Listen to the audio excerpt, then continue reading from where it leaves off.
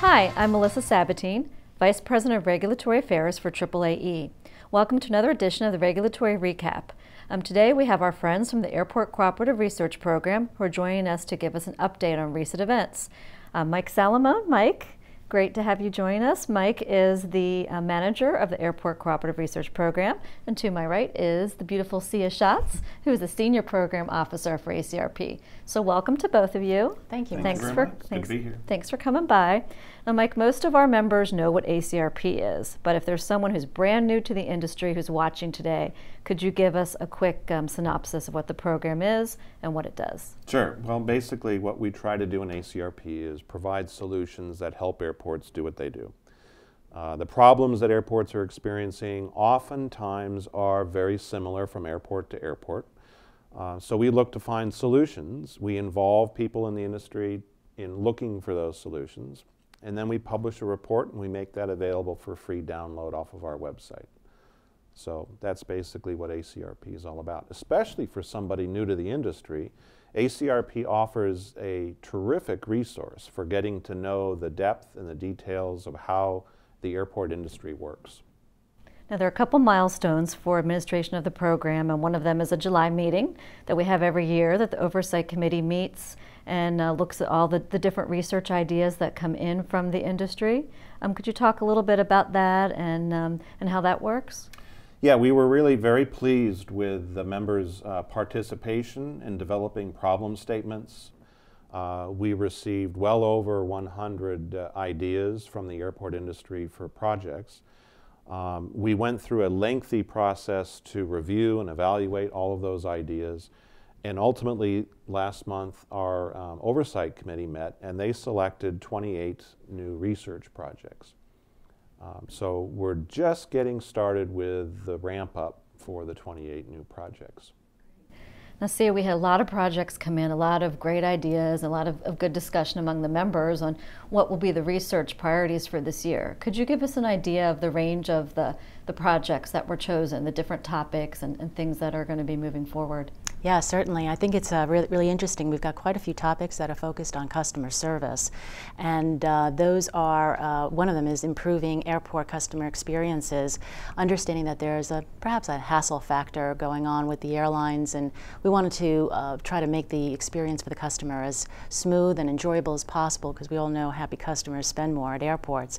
So trying to come up with good best practices on how to improve that customer experience. And another one is the improving airport services for international customers, and really taking a look at the international component, understanding that the experience for arriving and departing passengers are clearly different in our gateway airports as opposed to the other international airports. So maybe taking a look at how to alleviate waiting times and how to interact with the federal services such as Customs and Border Protection and things of that sort.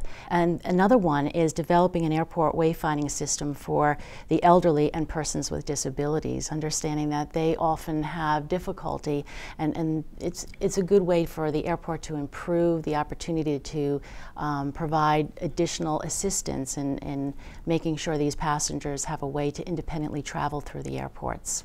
That's a great range of projects, from operational to environmental, and I like the international project this year too. That's yeah, great. Absolutely.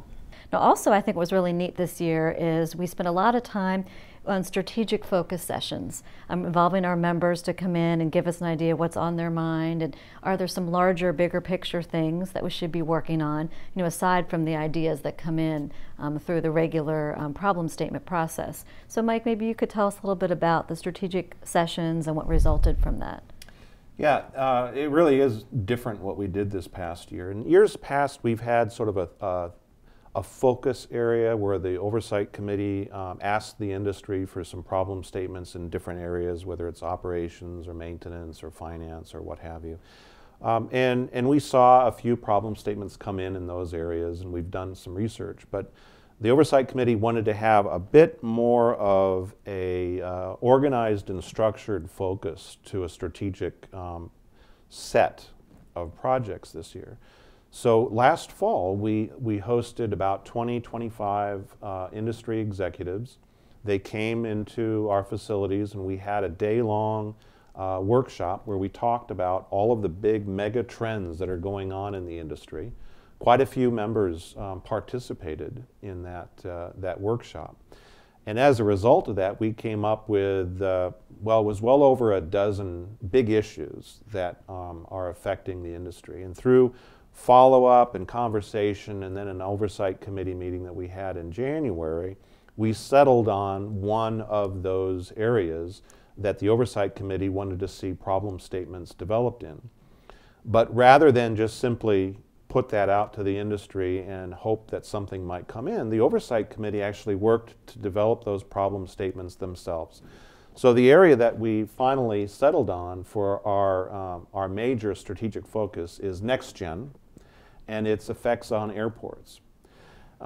We settled on 5 projects. One of them, for example, is called NextGen A Primer. And the purpose of that project is to help airports to understand what NextGen means to the airport operation. We're looking at it from a big picture. We're looking at it from a bit more of a technical aspect for the people in operations and planning and engineering.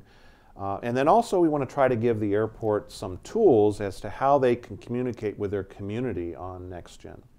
Another project is engaging the community with NextGen's benefits, and that is actually looking at where can the airport and the community benefit from different types of departure and arrival techniques that NextGen will offer, and what are the noise benefits or the environmental benefits or even the emissions benefits.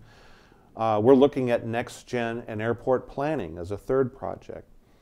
And clearly airports have been following a planning guidance that the FAA's had in place for decades. And we have a lot of guidance in ACRP on airport planning, but NextGen offers some unique opportunities. So we're going to try to dive into those opportunities and help planners, that's consultants who help airports do the planning and airport planners that work at airports, but help them to understand how NextGen might offer some new opportunities for the airport. NextGen is all basically technology and data related, and so the last project that we have is all of this data offers alternative and synergistic type of benefits to the industry. So what are those benefits? What is the data that is available? So we're actually going to be doing a project on what is the data and how might it be used by airports for other purposes. So it's a unique approach that we have in ACRP. And hopefully we'll be able to get all 5 projects sort of going on the same timeline. We're looking forward to handling this a little differently than we normally handle our set of projects. Yeah, I'm very excited about it. I think we have a lot of great topics, and the airport community's been struggling with where do I fit into NextGen, what are the requirements, and one of the aspects is the community engagement. How do I communicate with our stakeholders about what NextGen means to them? So I think it's going to be really a good set of projects. Looking forward to that. Yeah, we're excited about it as well. Now, one of the things I think is really exciting about ACRP is that we are member-driven. The success of the program depends on the participation of the people in the industry, who it's meant to serve. And it's been a really strong project, I think, because of that participation. So see, if I'm an airport executive watching this, I'm thinking, I really like to get involved, but I'm not sure if I'm qualified. How much time does it take? Am I the right fit? I mean, how would you describe the qualifications of someone who should be involved in ACRP? Well, clearly we look to the industry for their expertise because they're the driving force behind the projects. They're the ones that select the contractor, they oversee the project, and they ultimately decide whether the project is, or whether the research is suitable for publication. So they're really a very important component. And each of the panels that we devise are made up of industry experts on that particular topic.